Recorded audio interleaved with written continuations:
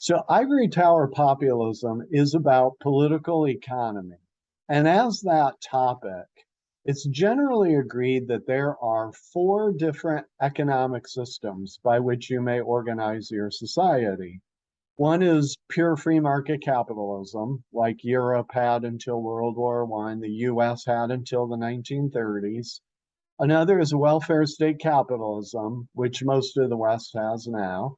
Another, state socialism with a command economy, which of course means communism. And then the fourth is liberal socialism. And interestingly, liberal socialism is a contradiction, liberal and socialism. And I would say in the West, you may have a political party that's liberal socialist or democratic socialist. But if your society is democratic socialist, at some point you're going to have to make a choice. Do you continue to be democratic or do you continue to be socialist? But at any rate, the premise of this channel is that there is a fifth way, and that's the capital owning democracy, or sometimes called the property owning democracy. And put loosely, what that means is focusing on the political and economic empowerment of citizens. Well, to start out, let's define populism.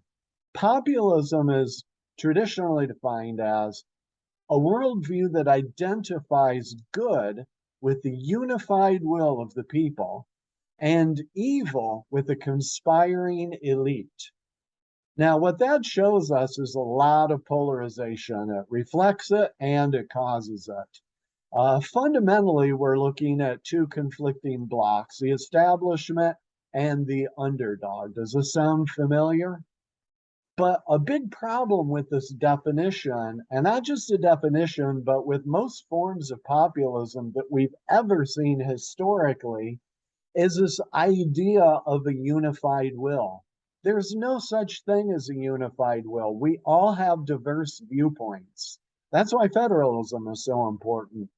So whenever someone is advocating a unified will, that means you have to have a strong man or a strong woman or whatever their preferred pronoun.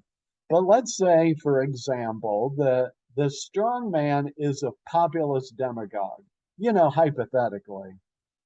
That situation does not empower citizens. In fact, it's not even the intention of empowering citizens. Let's look at a specific example. How important are political endorsements? A few years ago, I thought the United States achieved something that was rather admirable, which was we didn't care about political endorsements. This elitist politician would say, you should vote for that elitist politician, or this elitist newspaper would endorse that elitist politician. And we, the informed citizen voter, didn't care. It didn't move the needle. Political endorsements did not change, usually, who would likely win an election. However, it seems like this has changed for one party in the United States in primaries just a couple of years ago, where a particular person would endorse a candidate, and that person very often would then shoot to the top of the polls and win the primary election. And at times, it seemed to me that this person would endorse the craziest person in the pack. Why? Maybe to make a point. It wasn't just, I'm endorsing the best person for the job, and informed voters also thought that. Informed minds think alike, but rather when I endorse the craziest person and the craziest person wins, that just shows how much influence I have. So that is what citizen empowerment is not. Well, then what is it? I think citizen empowerment can derive from being a federalist, capital owning democracy. Federalist, that means you vote with your feet.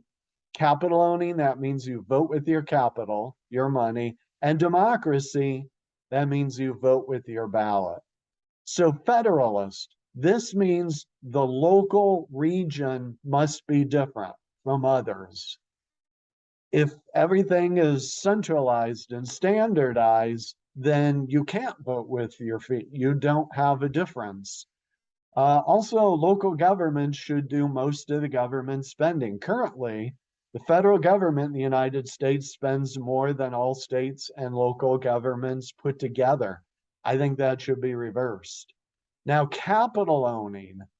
In the case of a capital owning society, you likely will see a fairly active role for government to preserve and enhance private capital. So basically, the intellectual libertarian can make the best argument you've ever heard about the value of private property. But for the people who don't have private property, they don't really care.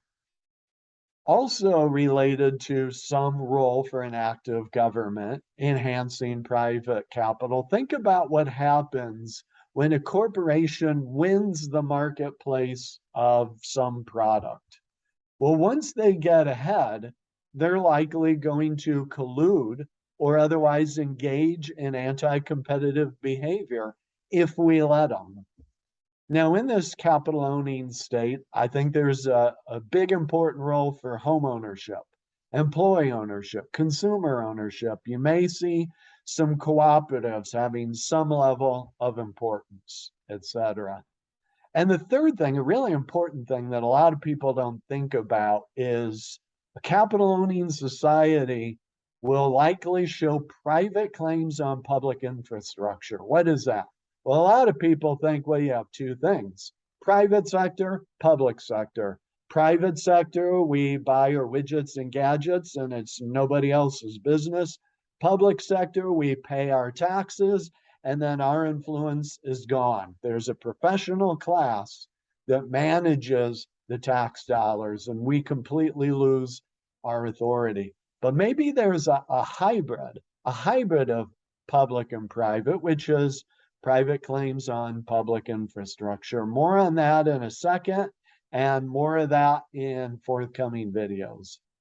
Third, democracy, of course, very important for citizen empowerment. And again, I think we need to see somewhat of an active role of government to preserve and enhance voting rights.